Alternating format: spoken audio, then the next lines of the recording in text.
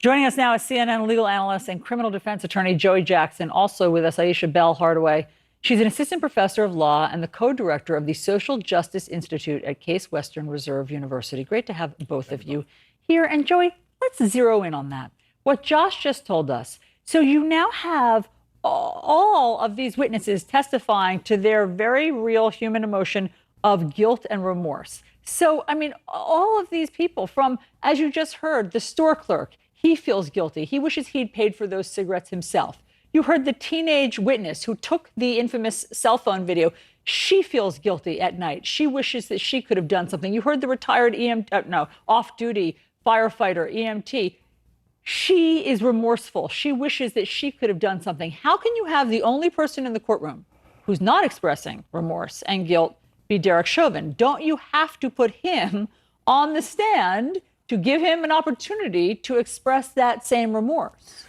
Well, it certainly is looking more and more like that. Good morning, Allison, John, and Professor. The reality here is that it is so problematic. And let's go back. The issues that the defense has at this point are plentiful. You go to the cup food store itself, and you would expect or anticipate, if you're teeing up this self-defense, to see this wild and crazy person in the store causing issues, causing drama, combative, none of the above. You see him in addition to the other patrons who are there milling about, just having a standard day in the community. So that's the first problem. The second problem is now you go out and you look at the interaction between the officers initially. They did not show him a modicum of respect. He could have been gum on their shoe. Gun drawn right away. He complied completely. And then you get to the issue of the compliance, right? Because you're going to argue this self-defense and he was combative. He indicated he had claustrophobia and had anxiety. And so all he wanted was a little bit of understanding of what he was going through. That was not shown to him. And the reason I point these out, Allison,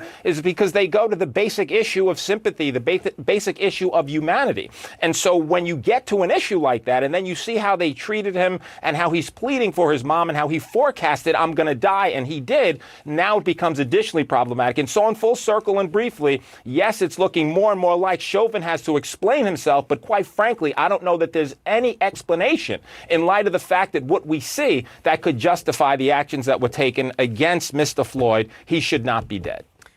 Well, Professor Hardaway, regardless of whether Derek Chauvin takes a stand, we heard yesterday something close to a real-time explanation via body cam footage. I want to play it for you and get your response. But I feel respect you here. That's one person's opinion. But no, I gotta get him. We gotta control this guy because he's a sizable guy. Yeah, and I tried to get in the car. Looks like he's probably on something. So that's close to real time. Derek Chauvin saying he's a sizable guy, and that presumably justified the continued use and escalation of force for 9 minutes and 29 seconds on his neck, despite George Floyd being down on the ground. What does that say to you about the mental state of Derek Chauvin and what it represents?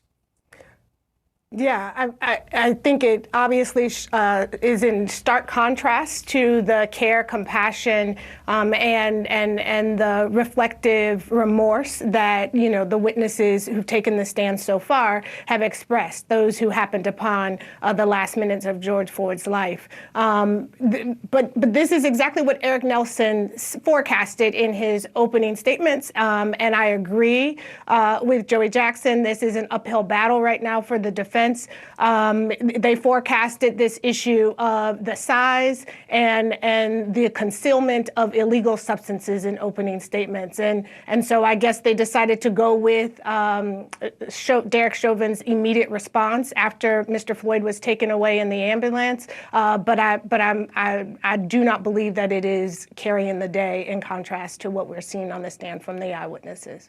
Joey, I know you're not a cop, but you deal with cops in your career. It sounds to me, I'm just interpreting it from what Derek Chauvin says there. He's a sizable guy. We have to control him. He was scared. Derek Chauvin, who has a badge and a gun, was scared. And I think that your point of what we see in the convenience store, none of those folks around George Floyd are scared.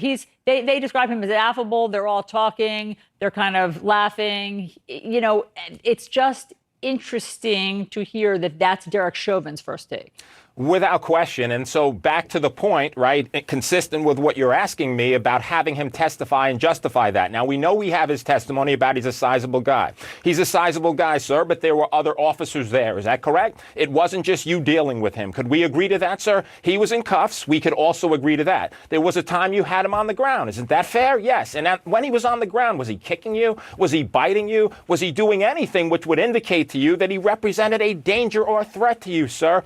He would be savaged in cross-examination in addition to anything in his background. When he was on the ground, you were fearful he wasn't complying. After a minute, did you kind of reassess? Did you kind of take a look and see if he was okay? After a minute and a half, after 2 minutes, what was he representing that posed a danger to you such that it justified you doing what you did?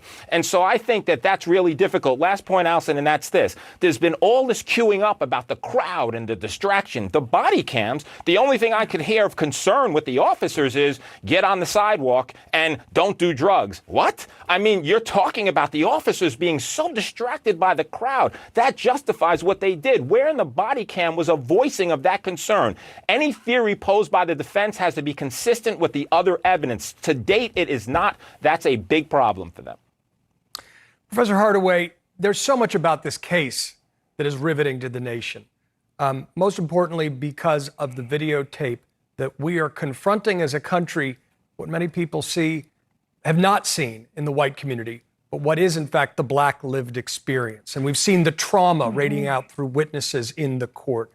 And I want to get your thoughts on how that reality is being brought home to a broader group of Americans than before, and what it represents in terms of reckoning and reconciliation, perhaps, eventually.